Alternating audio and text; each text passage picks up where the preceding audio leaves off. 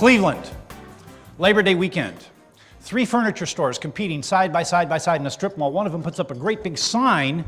It says, clearance sale, 50% off.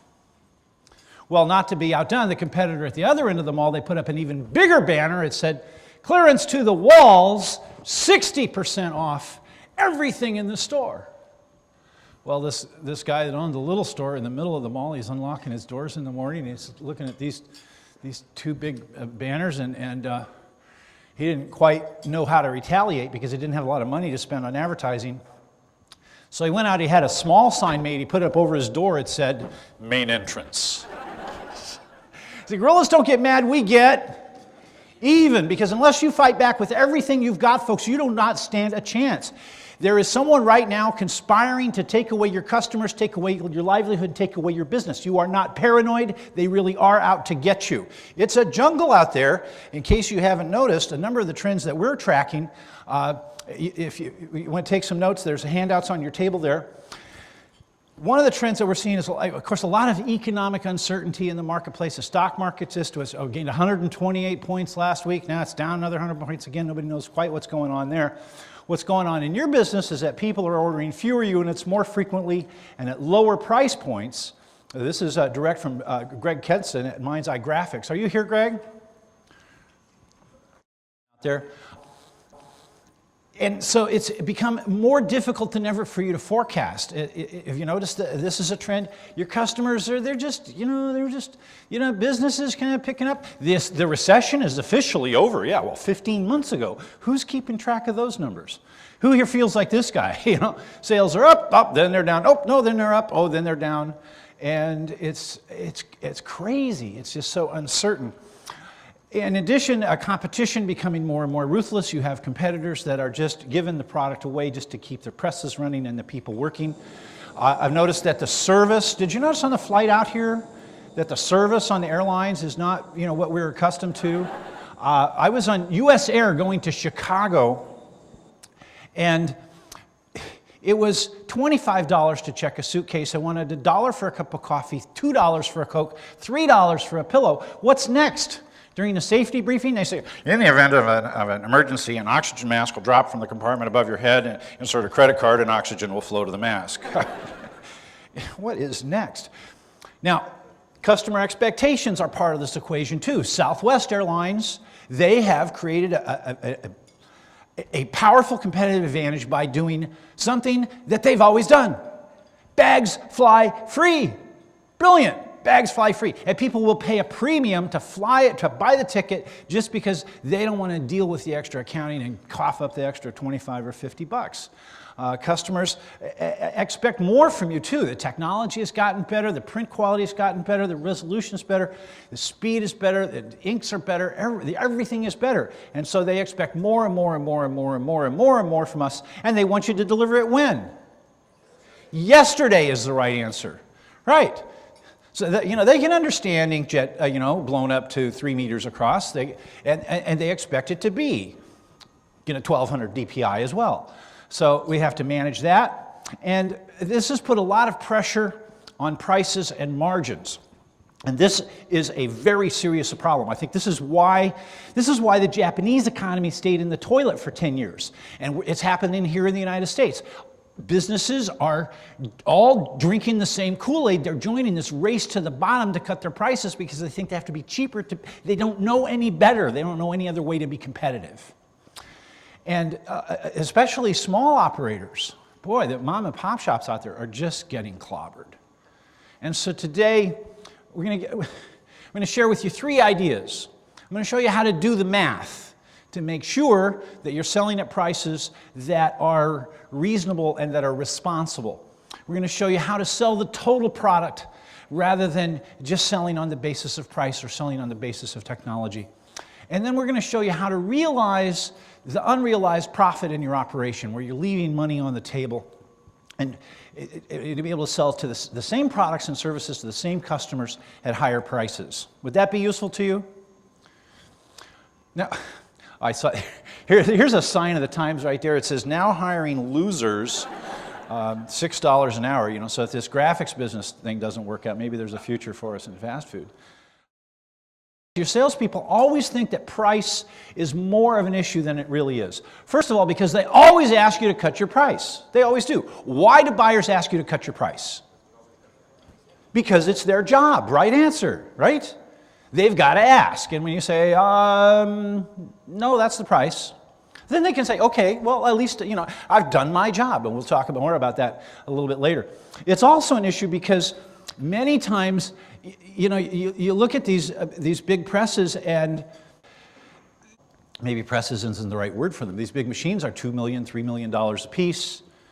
You've got a sales rep out there who's making $40,000, $50,000 a year, quoting on a $500,000 project. It's hard for them to wrap their head around numbers that big. See, it seems like really a lot of money to them. And so you get psychological resistance from that. So it's important to train your salespeople to get over those kinds of internal issues as well. And they often really can get it cheaper. Almost, I would say they can always get it cheaper. They can go to the internet, they can get it from China if they're not in a hurry, or they can, hammer the guy down the street who's hungry for the business. They can always get it cheaper. So here's the first question I need to ask you. Why are they talking to you? They say, oh, wow, boy, that's a lot. That's, geez, can you do any better than that? Why are they talking to you? If they can get it, I can get it cheaper. Okay, well, this whole game hinges on how you respond to that question, because what they really want to see is what they want from you. They want your product, they want your technical expertise, they want your availability, they want your service, and they want the other guy's price. And so our goal today is to teach you how to not fall into that trap and give away your profits. Now, so what if they really can get it cheaper? They say, oh, well, we have a contract with, we can only work with approved vendors. Then many salespeople just turn around and walk away from the business at that point. So ask them, well, how long has this contract been enforced? How long does it last? When does it expire? When does it come up to negotiate? Does it allow for rushes, emergencies, short runs? What are the clauses that might allow an exception to that? What do we have to do to get on your approved vendor list under that contract? Because they'll play that game. You might ask them, do you drive a car? They'll say, this is the part you helped me with, right? And do you have a spare tire in your car? Right? And why do you carry a spare tire? Right, because when it goes flat, it's always where? Middle of nowhere, and when? In the middle of the night, in the rain. So it's just prudent to carry a spare tire. Tell you what, take my business card, let me be your spare tire supplier. Put my card in your Rolodex right behind theirs. For you young people in the group, a Rolodex, this is like before Facebook. It was cardboard, fits in this plastic. Anyway, ask your parents. You can find them in the antique section on eBay. Let me be your spare tire supplier, and when there's a problem, when there's a rush, when you have an emergency, you can get me out of bed at 3 o'clock in the morning, I'll be there for you. And then you just wait for the inevitable to happen, because eventually they're going to have to call you. Now, ask them this question. How long have you been using these guys? They'll say, forever, right? Well, then, how do you know that you're getting the very best possible pricing? How do you know that you're getting the most advanced, most current technology? How do you know that they're taking care of you the way that they really should? You should be using other vendors periodically, if for no other reason than just to keep your primary vendors on their toes, to keep them honest. Give us 10% of your business. Let us demonstrate to you how we can take care of you. And if we can't do a better job than the guys you're using already, well, then fine, we'll part friends. And the worst outcome is that you'll get better pricing and better service from them as a result of that. Now, do the math. Talk to your accountant. Let's look at the numbers here. If you cut your price by 10% on a 35-point margin, you have to nearly double your unit sales just to break even. If you put this in a spreadsheet. This concept comes from another marvelous book. It's written about 25 years ago called How to Sell at Higher Prices Than Your Competition by my friend Larry Steinmetz. And if you take $1 million in sales, just as an example, so multiply this by whatever your operation is doing, could be more, could be less. At 35% margin, that means your cost of goods sold here is $650,000 or 65% of that. That leaves a gross margin of $350,000. Your variable cost of sales, now if you're assuming that you're paying, say, 10% commission and another 5% on margin, or on marketing in general, that's probably a conservative number for most of you. That's another $150,000 a year. And then you have to cover your fixed G&A expenses, the building, the lights, amortizing the machinery, doing the accounting, the billing, all of that stuff. That doesn't go away. That's another 20% of your gross, typically about $200,000. So if you add all this up, we are just at break even. Now most of you are operating net in somewhere in the range of 2.5% to 3%. Is what you take home at the end of the year and pay taxes on. Is that about right from the research I've done? So every dollar of sales after this break-even point now has a potential upside of 20 cents. Not bad, but you're not making any, you sold $1 million worth of product, you're not making any money yet, and you haven't paid Uncle Sam. Now, let's cut the price by 10%. You want a discount? Sure, okay, we could do that. Now, your total sales volume is $900,000, 10% less. Your cost of goods sold remains the same. It's the same goods. Now that ratio is 72% of your revenue. Your gross margin has dropped from 35% down to 28%. That's a change of 29%, a reduction of 29% of your profit. You gave away a third of your profitability nearly by doing that. Now your variable cost of sales is a little bit lower. You're paying 15% commission on $900,000 instead of $1 million, but your G&A fixed stays the same. So now every potential dollar after that is only worth 11 cents because you're under the waterline. So, oh geez, okay, so sales are good. We're making sales, we're growing like crazy, we're cranking this stuff out. Like the old joke, the vendor says, yeah, we lose 2 cents on every one of these we print, but we make it up on volume. Yeah, right? That's where it goes. So if you're in that situation, you have to boost sales by $1.8 million and change just to get back to break even. That's an 80% increase in dollar volume, but it's double the number of units. So who here would like to work twice as hard for the same profit? It makes no sense. And yet we see vendors all the time that just can't, oh yeah, well, we'll just, I know what, we'll boost business, we'll cut our price. Don't even think about it. That is simple economic suicide. So how do you fight back against that trend? Don't be the low, you don't want to be like this guy. How did I go broke? I was the low bid. On the other hand, if you raise your prices by 10%, just 10%, if you don't charge just another 10% premium, you could give up 34% of your gross sales and still have the same profit margin. Now, who here has customers right now that you would just as soon not have? Right? You just go, you could call them, you got them picked out already right now. You're going to call them up and say, it's been wonderful, but the state of our business, new technology, whatever, I don't think we can serve you anymore. Let me refer you to one of my competitors who will give you the pricing that you want and the service that you so richly deserve. It's been great, thanks, but no thanks. And what's a reasonable margin? I don't know.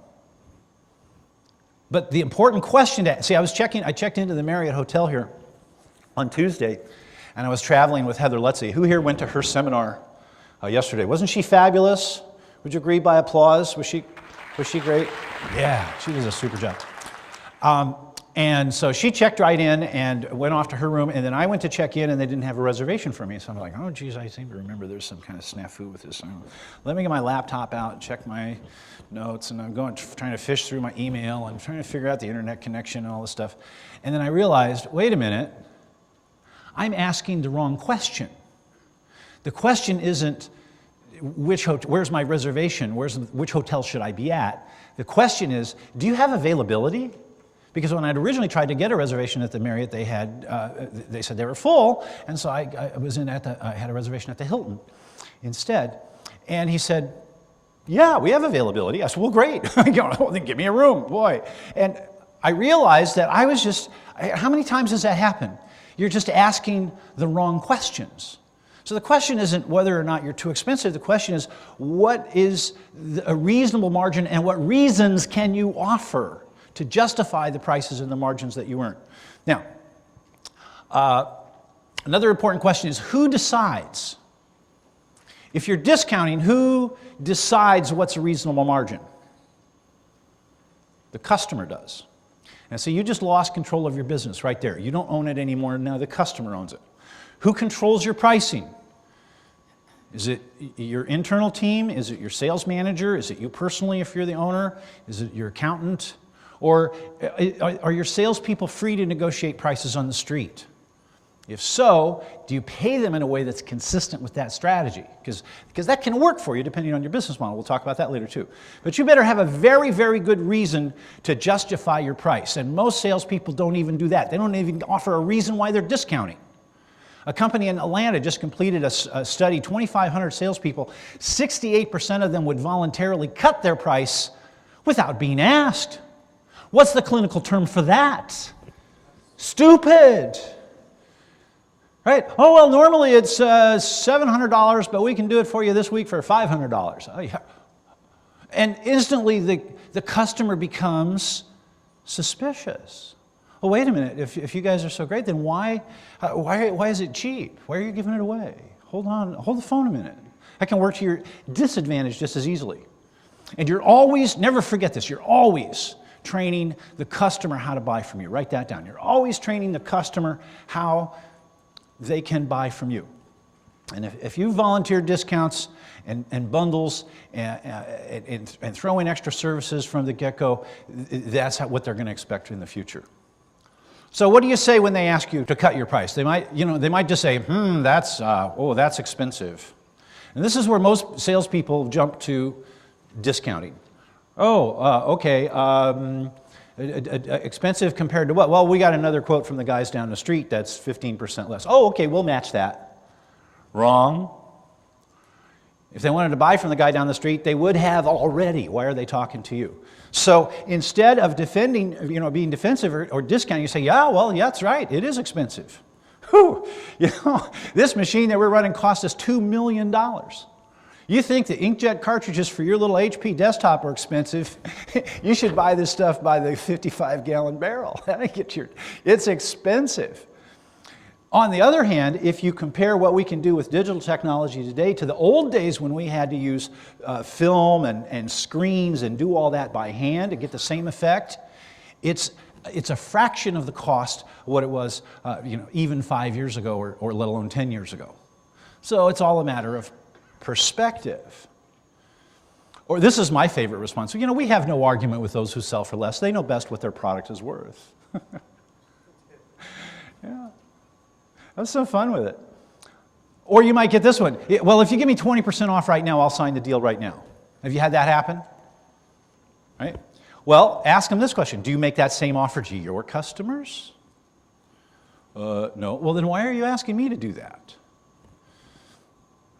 Or why are you so much more expensive than the competition? I love this one. Well, it's because our prices are higher. And then you get to justify why your prices are higher. The quality of materials you're using, the equipment that you have, the technology, your pre-press work, all of that. One of my favorite examples, we were putting together a training program for IBM down at the Disney resort at the Swan and Dolphin, and we were working that out with the sales team there. And we were spending a lot of money with these guys. There was the Disney Institute and this big training thing that we were doing, and probably $250,000 just to put together this meeting over 3 days. And we wanted him to give us the meeting space. And the rep, he puts the cap on his pen, he puts it down on the desk, and he leans forward, he says, I really wish I could. And he turns around, he points at the security camera. He says, but the mouse is always watching. And the mouse gets what the mouse wants. Oh, okay, yeah, the mouse. Okay, right. So we paid it. What are you going to do? I really wish I could. Or here's another route. Well, what do I tell my next customer who calls tomorrow and pays rack rate? What do I tell them? This creates an ethic. I can't just give this away to you. That just wouldn't be ethical. There are people out on the street out there who aren't ethical, but we just don't do business that way. Oh, okay, fine. Or a sign that I saw, a printer in Maine, he says, well, it's a lot like buying oats. If you want good, clean oats, you pay a fair price. If you'd be willing to settle for oats which have already been through the horse, well...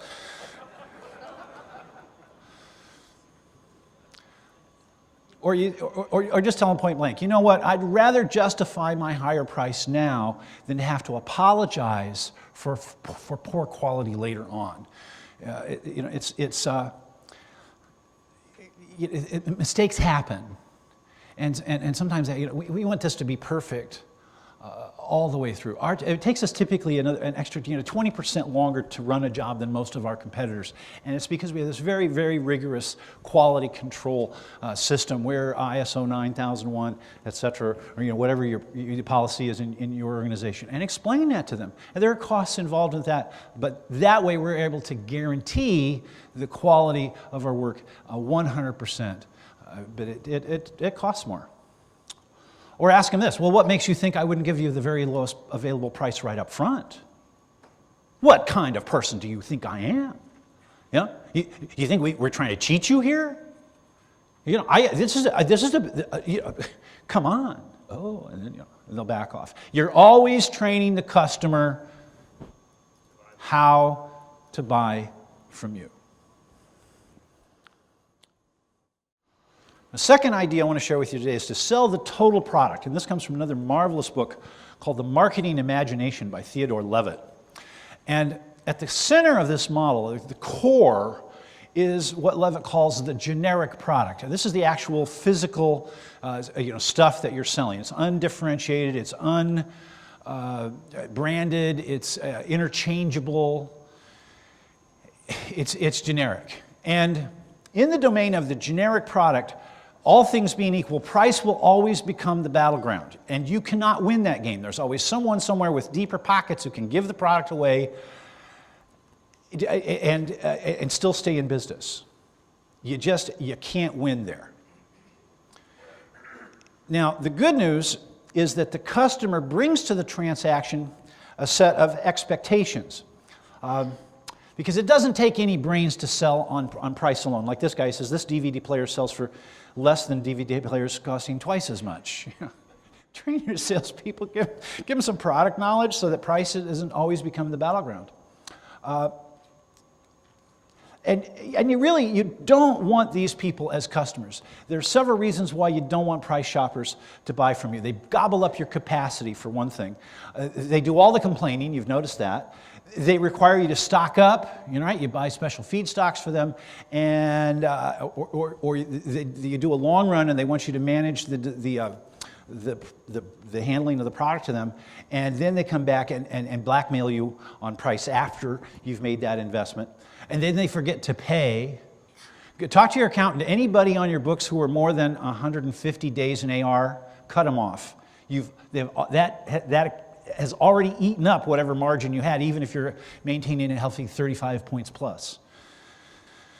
They brag about the deal, they talk about it on the street, there goes your reputation. And they steal your ideas, your information, and your knowledge.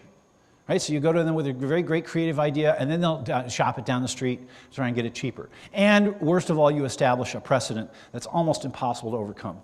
And you know what? They're not going to buy from you again anyway. So what's the point? Even if you win the deal, if it doesn't have a decent margin in it, then you lose both ways. So you just stay away from these people. Do not get trapped in the sand trap here of selling on the basis of price where it's nothing but a commodity. You can't make any money there. Now, the upside is that the customer brings to this transaction a set of expectations, what Levitt calls the expected product. And you ever shop for bread at the grocery store? Right? Okay, what do you expect from a loaf of bread? Fresh? How do you know it's fresh? You squeeze it, and then you get the next loaf. What else do you expect? Good taste, right? What else? Shout it out. You look at the date, okay? So it's not past, it's sell by date. What else do you expect? Do you expect it to be sliced? Wrapped? What do you expect to pay for a loaf of bread? Talk to me. $2, $2.50. In California, you can pay $4 a loaf for the healthy stuff. It's got twigs and leaves in it. You know. Where do you expect to find the bread? In the bakery section. What else do you expect for them to have in the bakery section? More bread, yeah, the challah and the pumpernickel and the rye. And while we're at it, the donuts and the cookies and the bagels and all the rest, right? And right next to that is the pastrami and the mayonnaise and the mustard and all the rest of the stuff that you need to go with the bread, of course. Now, what do you expect of the store? Service, right? Short lines. Clean. What else? Selection, right? Good prices, ample parking, good security, on-site ATM machine, open when? 24 hours a day. God, you people are hard to please. And the point here is simple. Even a product as simple as a loaf of bread carries with it this market basket of expectations. And here's one you should write down. Unmet expectation equals dissatisfied. If the customer doesn't get what they expected, it doesn't matter what the price was, they will be disappointed. And compounding this problem, I would bet money, since we're in Las Vegas, that you don't know what your customers expect. Or I'll give you this, maybe you think you know what they expect, but it's a moving target. Their expectations are being driven by factors outside of the specialty graphics industry. A great example is, I don't understand why the hotel industry hasn't figured out how the way that the rental car people do it.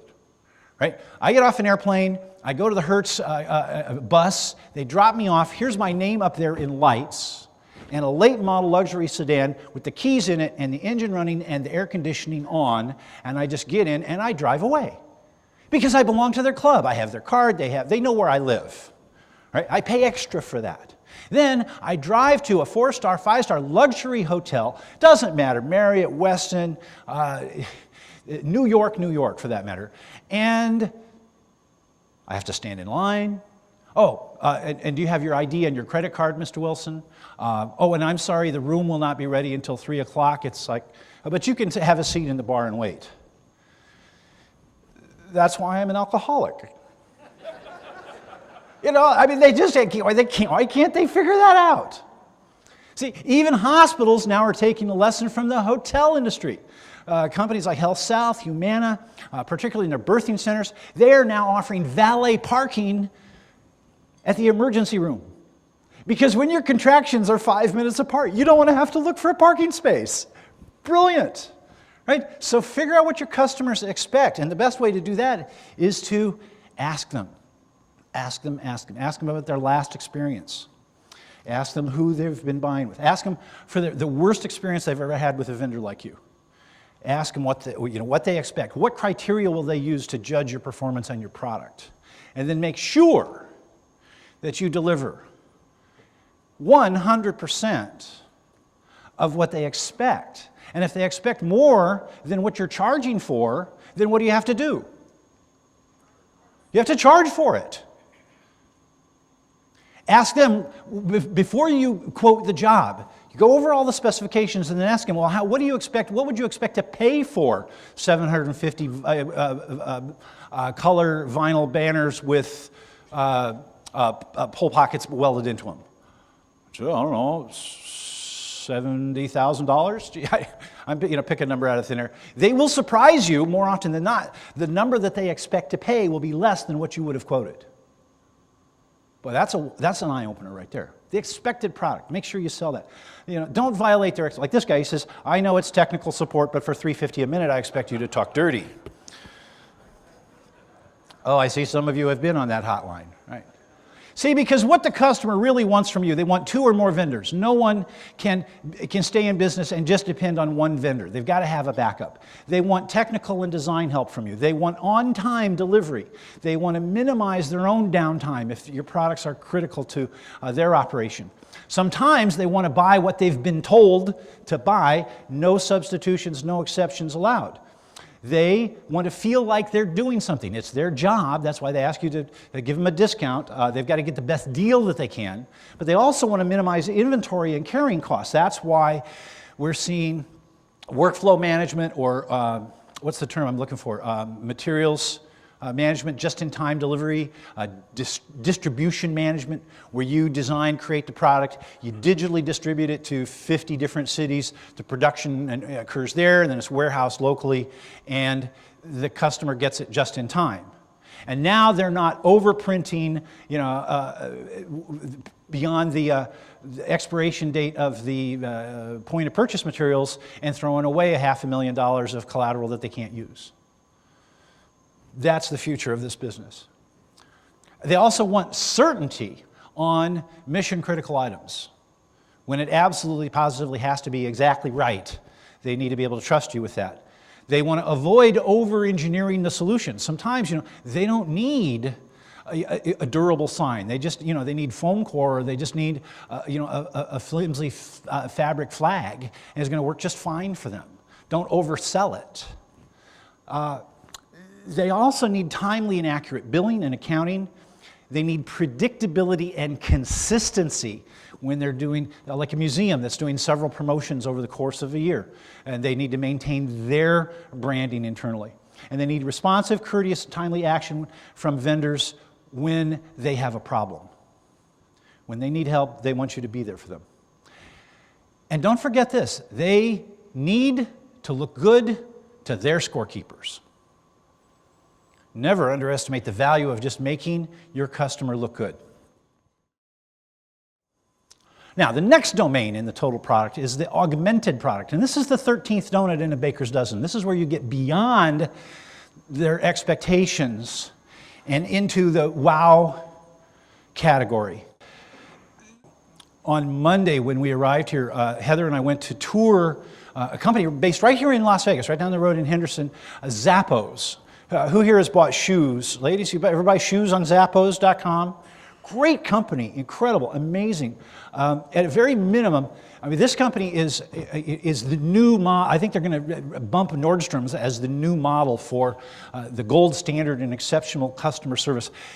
10 years in business, they just passed the $1 billion in sales mark to date.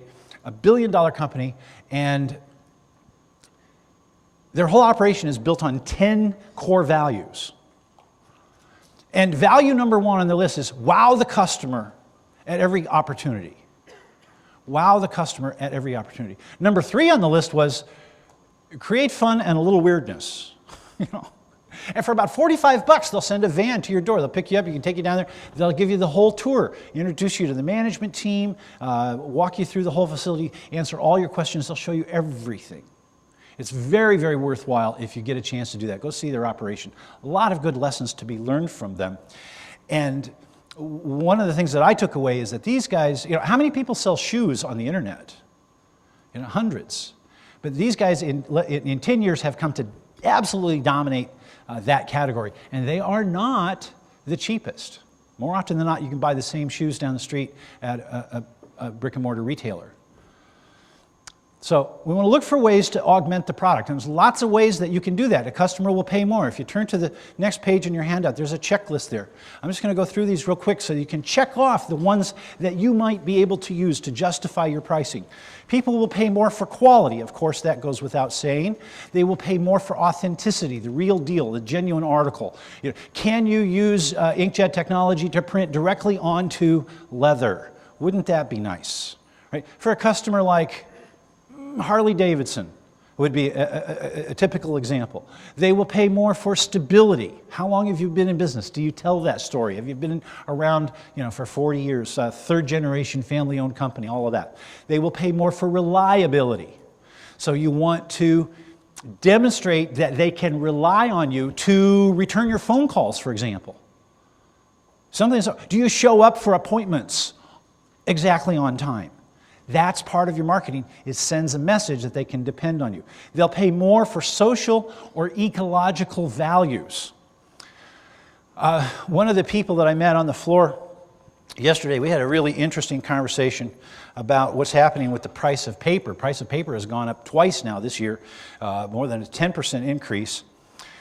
And a lot of that is being driven by demand from China. China is buying up a lot of our scrap paper, and they put it on these factory ships, and in the 3 weeks it takes them to go from Los Angeles to Singapore, they remanufacture the recycled paper into new pulp, into new finished paper by the time they get there. And they're doing this out in the middle of the Pacific Ocean, where there are, by the way, no environmental controls. They're just dumping all this crap overboard. And God knows what that's doing to the planet. That's a whole nother story. Don't get me started.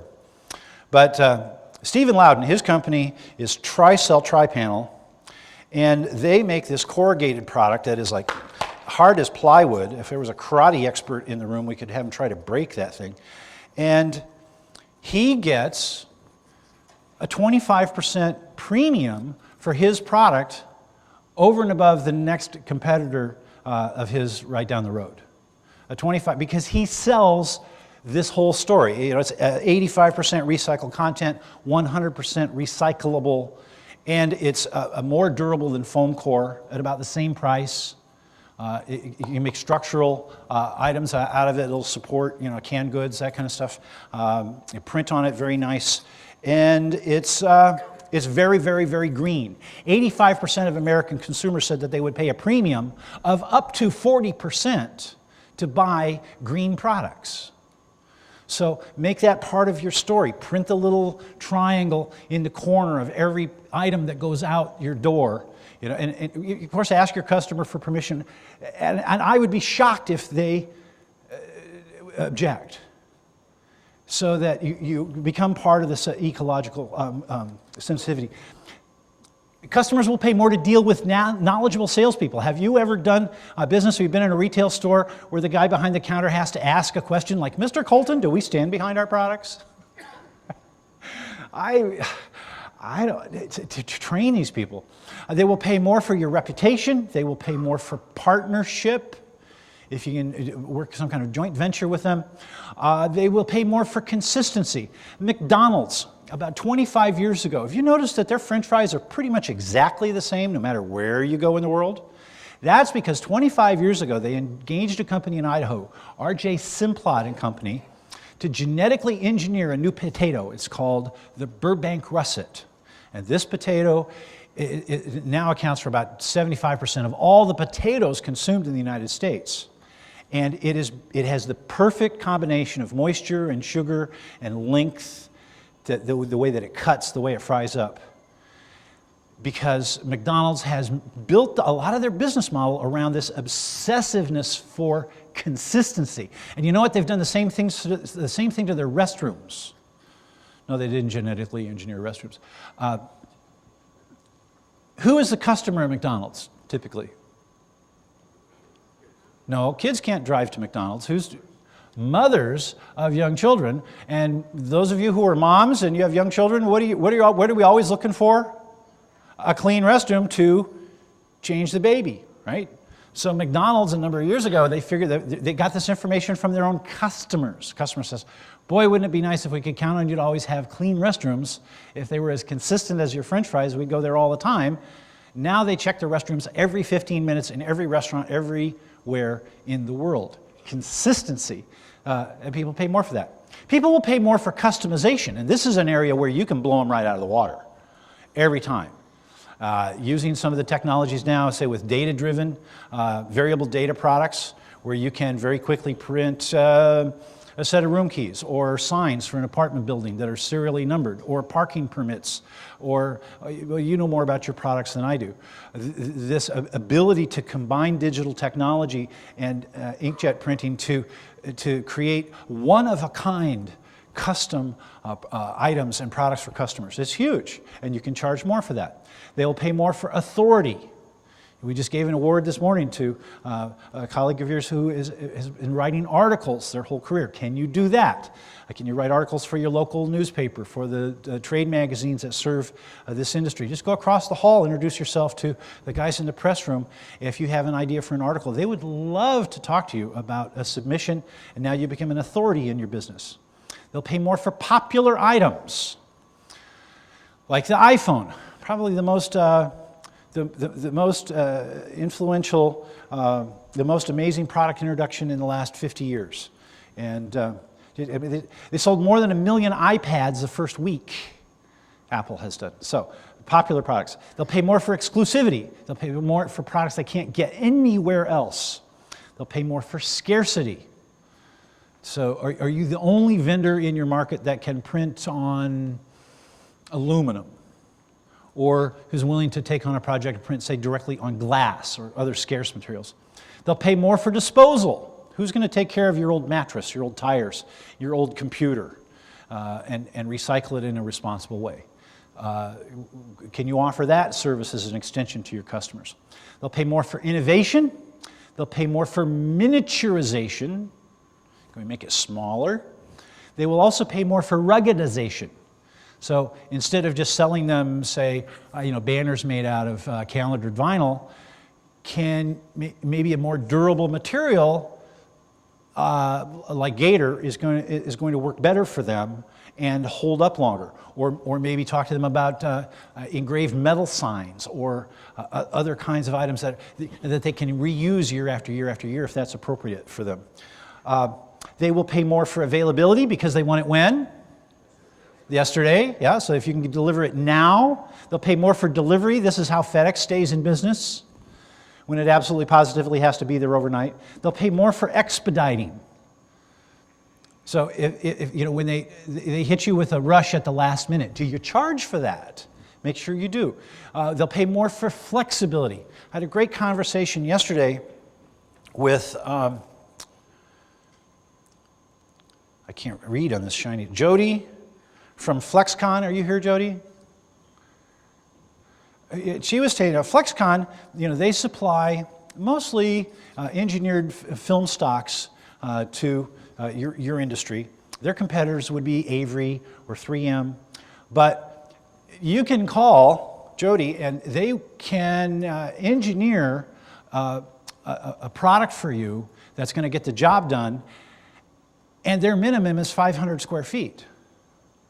And that's their secret sauce. That's how they compete with the big guys, by giving you flexibility when you need something special in small quantities.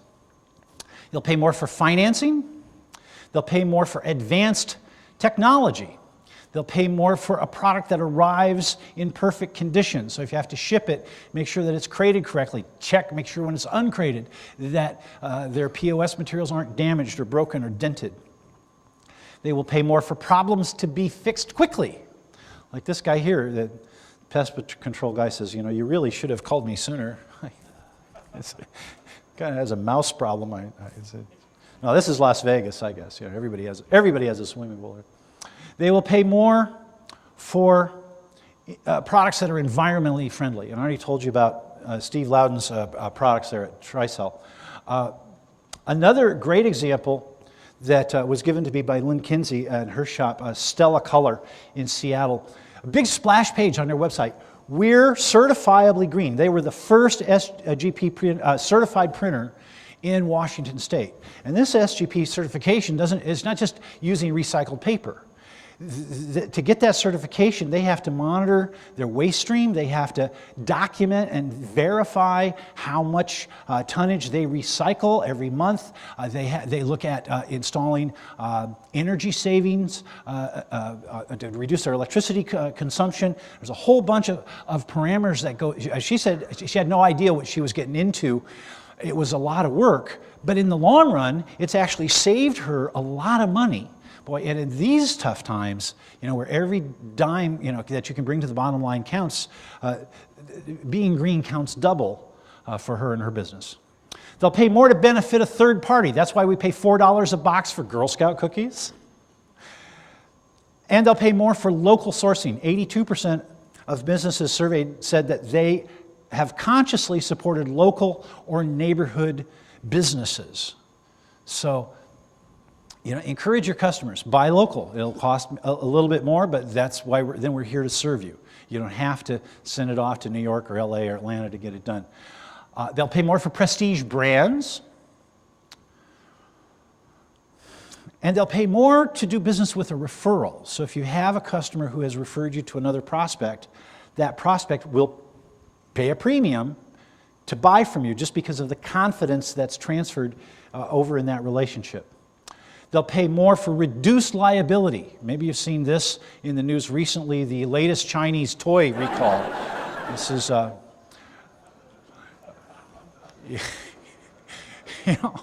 what is their application? They can't have toxic inks or fumes or food service issues or whatever. Make sure you cover all of that. They'll pay more to avoid those problems. And you know what? They'll also pay more to do business with someone who's more fun to do business with.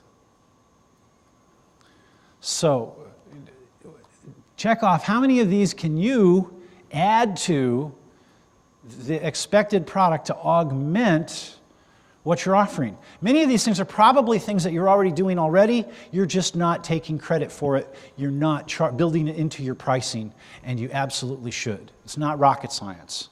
Do the math, then sell the total product. Tell the whole story. Now here's another tactic that you can use to sell the total product. It's called the gradient. And there's a diagram in your handout. You draw this little diagram and say, if you plot price against overhead, you'll get this gradient of costs here. And you draw a circle down here in the lower left-hand corner. If all you want is some flyers printed on newsprint, or if all you want is some glossy postcards, there's a company in Chicago does that real fast, real easy for you. We don't do that. At the other end of the spectrum, if money were no object, let's say this is a government job, you can get a designer in here and create some really, fancy, expensive, you can get an advertising agency, create a whole new theme, color palette. They'll do a whole, massive national campaign for you. It's going to cost you millions. Well, we don't do that either. And then you draw a circle in the middle. What we do is, and you explain to them that you are, been in business for 42 years, that your operations are in warehouse space out in the industrial park. You don't have a fancy downtown office. You don't have a bunch of artists, sitting around in suits and ties. You're creating this stuff. You're bonded. You're insured. You own your own trucks. You own your own presses. You own your own real estate. And because of that, you're not the cheapest. You're not a mass market or mass producer, but you're not the most expensive either. And the psychology here is to position yourself between these other two extremes in the gradient. People want to know that they're getting good value for their money, and this is a great way to position that. And the last domain in this model is the potential product. And I don't know what the potential is in the digital printing industry, but I know this. If the automobile industry had kept up with you guys for the last 20 years, you would be able to buy a Lexus sedan loaded for about 27 cents. It would go 40,000 miles on a teaspoon of gasoline at nearly the speed of light, and it would fit on the head of a pin. I don't know. we start to think about what the potential is. Can you really do something that's innovative and exciting? Ann Brown, who runs a company in my hometown, right down in Golden, Colorado, right down, home of Coors Beer, right down the road from where we live, they proposed this glass room for a client called Environmental Capital. They're an environmental engineering company, very green-oriented. This is Bill Markovich, their IT wizard, and he started with a photograph that had been shot by the owner at Environmental Capital at his home in Panama.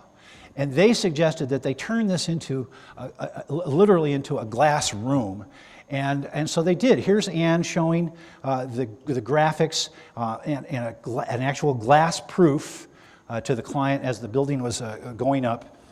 And they were printed on these 4x8 glass panels that weigh 200 pounds each. They're lifting these on and off of a big, an HP V-Jet printer. And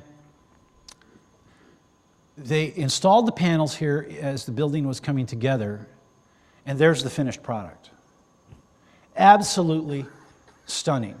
And when you sit inside this conference room, it creates the feeling of sitting in a tree, in a canopy, in the rainforest in Panama. And for obvious reasons, I can't tell you what she charged them for that. Well, yeah, I can. It was a lot. There was no other bid, no other vendor involved. And Ann and her team have carved out a niche in the Front Range doing what they call environmental art, environmental graphics. They'll do your signs, they'll do the wallpaper, they'll do the floors, they'll put your mission statement up on the wall. They'll come back and change it every 90 days so it stays fresh, because they're communicating to two constituencies: everyone who works there and everyone who visits there. So the architecture becomes part of their messaging, part of their marketing. So look for ways to realize your own profit potential and sell at higher prices. Start by shopping your competition. Find out what they charge. Find out what they offer. Find out what their reputation is. Stop telegraphing that it's negotiable. Don't let your salespeople say, well, our normal price is, or our list price is, or our rack price is. Because as soon as those words slip out of their mouth, you've lost the battle. Show the best first. Give them an idea of what can be done with superior quality ink, superior quality substrates, with coatings, with laminating. You know, what's the very, very best way to approach this process? And show them that, for they probably don't even know it's possible. And manage damaging information. You know, if there's been a product recall or you know, environmental issues of one sort or another, then, you know, like this guy, he says, discouraging data on that new antidepressant. That's... Oh, I thought it was hysterical. I don't know. Don't volunteer that on the street. One of my favorite tactics is the preemptive strike. You know, we all get objections, especially price objections, all the time. Why not just build that into your presentation? Why not just say, you know, we have a reputation for being the most expensive vendor in our category, and there is a very good reason for that. Let me explain. And then you get to tell the story of your augmented product. Build it right in. And expect the sale. When they say, well, I don't know, we're still thinking about this. Well, great, let's fill out the credit application. Let's at least get you in the system. Then when you are ready to roll ahead with this, then accounting and all that stuff will be in place already. Well, we're not quite ready for that. Well, no, I'm not asking you to make a commitment. We'll just want to open an account for you so that we can be there when you need us. And avoid scope seep. I'm sure you've all heard the term scope creep. Scope seep is the opposite. Scope creep is when the customer asks you to do more and more and more and more and more, they don't want to pay for it. Scope seep is when you offer more and more and more services without charging in order to try and justify your value. Stop doing that. Another way to control that is to invoice for zero-cost items. Is, you know, press work, you know, $800, or pre-press work, you know, image make ready, $800. Bring it down to the bottom line, credit, you know, $800 minus.